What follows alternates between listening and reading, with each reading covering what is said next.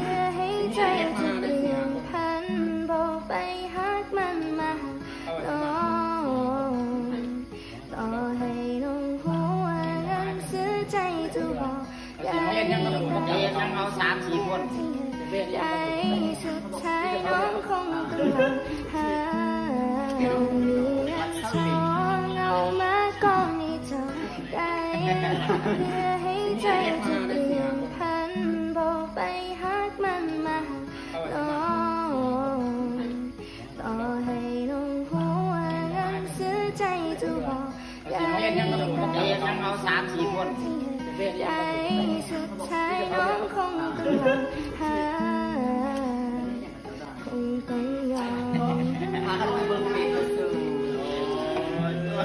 ก็ว่าเขาหาสุ่มเรียนอะไร น้องคงต้องยอม ดีหรือว่าก็หาสุ่มเรียน ยอมต่อไปของใจ เอาอันนี้เงินทองอีกบ้าง